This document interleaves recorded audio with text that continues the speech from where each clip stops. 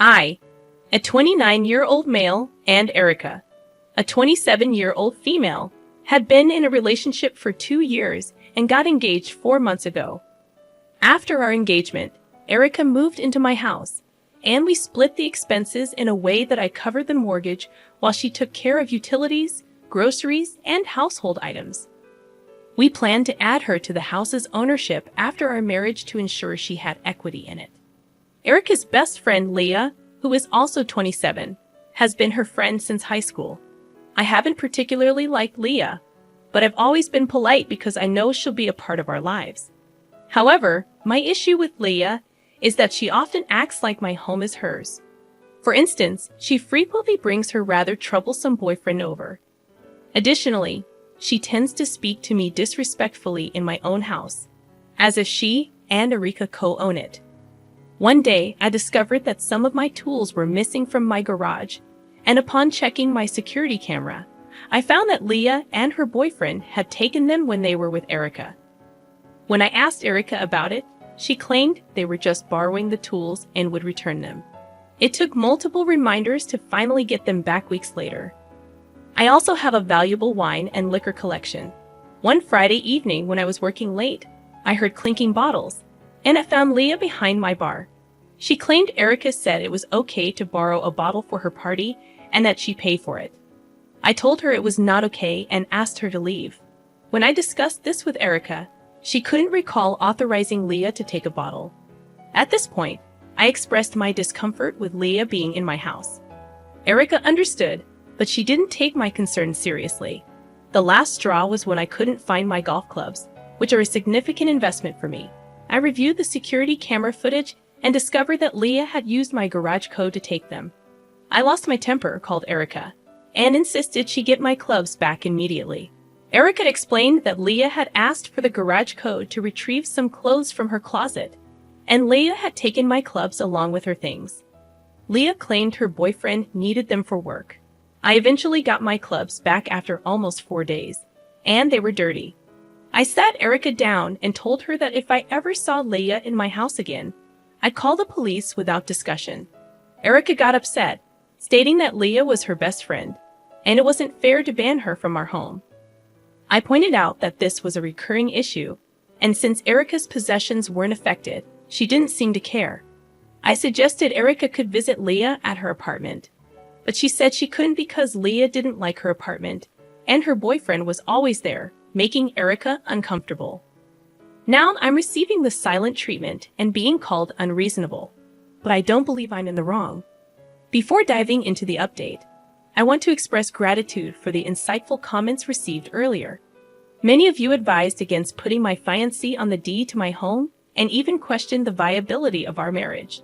It became clear that the issue wasn't just about Leah. It was a deeper problem with my fiancée, Erica. I confronted Erica about the situation when I found Leah's car parked in our driveway.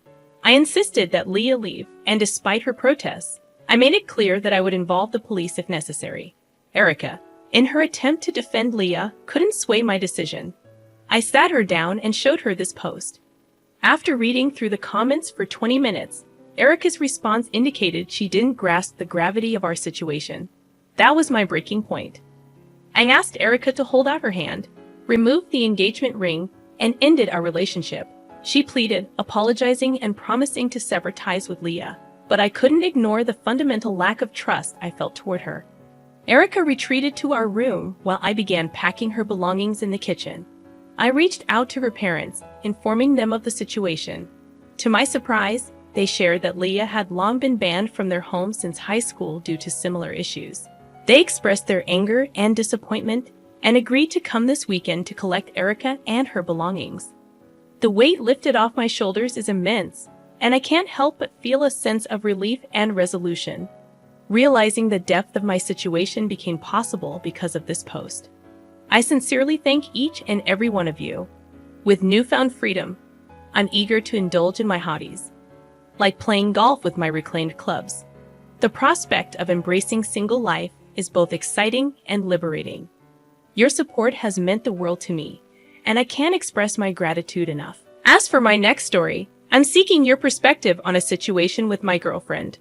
Early in our relationship, She decided to test my consideration by canceling a date, one where we were planning to take our relationship to the next level. It was a significant drive for me, and she waited until I was halfway there before letting me know. Despite her claims of feeling unwell, her timing seemed to deliberate, testing my reaction. I'd offered my understanding and even suggested visiting her to help, but she declined. She later explained that this test was pivotal for our relationship, emphasizing my consideration. However, I can't shake my frustration.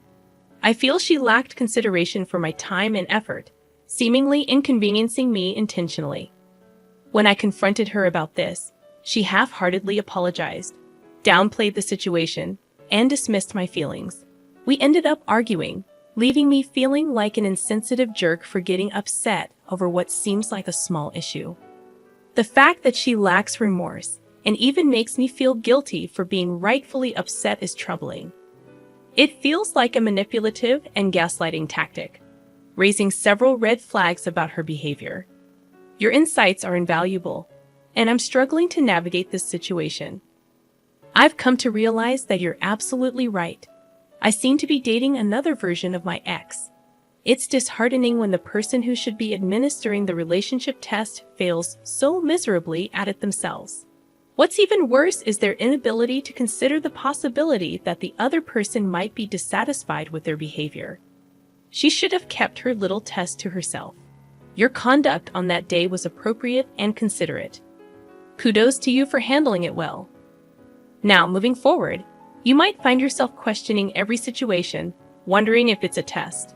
And frankly, it might be. It's crucial to have a discussion about this. It's not a minor issue to be upset about. Your concerns are valid, and addressing them is essential. As for the next story, titled, "Am I the a-hole for buying a door for my son behind my husband's back?" I must say your husband's behavior is incredibly controlling and frankly scary. It's deeply concerning that he believes your son shouldn't have a door to his room until he's 18, essentially denying him any privacy. I understand your perspective. Teens deserve some freedom and privacy within reason. It's not just about personal space, it's also a matter of safety. Without a proper door, your son is at risk in case of emergencies like a fire. If a fire were to break out, he would have no barrier to prevent smoke and flames from entering his room, putting his safety in jeopardy. Your decision to provide him with a door is not only about granting him privacy, but also ensuring his safety. While your husband may see it as a challenge to his authority, your son's well-being should take precedence. It's unfortunate that your husband reacted this way, but your intentions were rooted in your son's safety and comfort. Navigating this situation may require a difficult conversation, but your concern for your son's safety and privacy is completely valid. Your husband's behavior is indeed troubling, and it puts both you and your son at risk. It's disheartening to see the kind of man he has turned out to be. I urge you to prioritize finding a safe and secure living arrangement for you and your son. I have genuine concerns that his mistreatment may escalate if you continue to stand up for your rights, especially with your recent act of giving your son a door. I genuinely worry that staying in a home with a potentially violent person is not a safe option. Nobody should have to endure such a situation. It's evident that your husband made the unilateral decision to deny your son a door without considering your input. By now, you've shown him what it feels like to have one, and he clearly dislikes it. The question I have is why you've stayed in this situation for so long, enduring a man who treats your son in this manner. The notion that a man automatically holds authority and dominion over his household as the ultimate ruler is unjust and outdated. While you're not the a-hole for getting your son a door, it's essential to recognize that this may be an ongoing battle throughout his teenage years. If the situation doesn't change, it's unlikely he'll return once he turns 18. There are larger issues at play here than just the door, and maltreatment of your son is a severe concern. It's clear that your husband's difficult upbringing doesn't excuse his mistreatment of your son. It's worth noting that you had your son when you were 21, and your husband was 32, making it all the more important to ensure a safe and supportive environment for your child's well-being. The age gap between you and your husband combined with his consistent attempts to suppress your voice and punish both you and your son for questioning his authority, is deeply concerning. The fact that you feel compelled to resort to secretive actions to advocate for your child's well-being raises alarming red flags. I fear that your husband might harbor an unhealthy, authoritarian mindset about the role of the head of the household. Regardless of his upbringing or religious beliefs, there is no justification for his controlling behavior. It's crucial for you to consider whether the current status quo aligns with what you genuinely want for yourself and your child. Music. In the last story, the question arises: am I the a-hole for canceling a vacation with my fiancé and taking my daughter on a vacation instead? My daughter, Maya, who is 16, struggles with severe anxiety. Despite being in therapy and medication, there are certain areas, particularly school-related matters, where we need to tread lightly due to her condition. My policy has always been that as long as she tries her best and passes, I am content. My fiancé, however, has been pressuring Maya to work harder and achieve better grades, suggesting she aim for straight A's to get into a good college. I've consistently shut down these demands, stating that her current grades are suitable for her plans to attend community college and then transfer to a local state school. Here's the issue. My fiancé made a secret deal with Maya behind my back. He promised her a trip to Disneyland if she managed to achieve straight A's this semester, withholding it if she received a B. Maya, eager to experience Disneyland, kept this pact hidden from me. Over time, I noticed her growing stress, attributing it to the challenges of her junior year. However, last week, she finally broke down, revealing the deal she had made with my fiancé. I was furious upon learning this. Seeing the toll it had taken on her, I canceled the hotel reservation for the ski trip my fiancé, Maya, and I were planning. Instead, I booked a last-minute trip for Maya and me to Disneyland and Universal Studios this week. Maya has been in a fragile state, experiencing panic attacks and stress-induced sickness, so I prioritized her well-being over the initially planned vacation. Maya truly deserves this trip after all her hard work this year.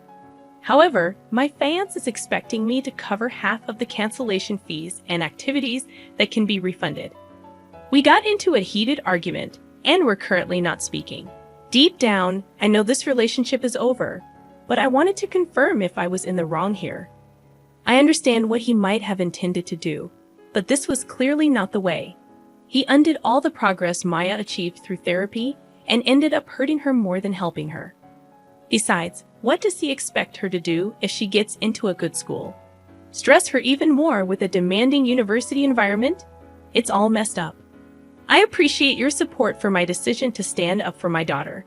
I'm looking forward to enjoying this trip with her and having a wonderful mother-daughter experience.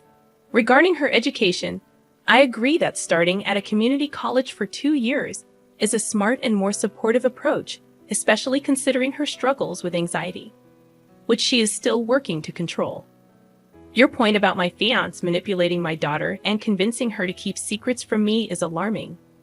His actions endangered her mental and physical health, all for his misguided belief in what he thinks is the only path to success. His manipulation could have had dangerous consequences, and I now see it as a pattern in his relationship with her, establishing that it's acceptable to do things behind my back if it benefits him. As for the fees, the more I reflect on it, the more I feel it should be his responsibility to pay for them. He manipulated everyone involved, including me, and I shouldn't be responsible for the financial repercussions of his actions.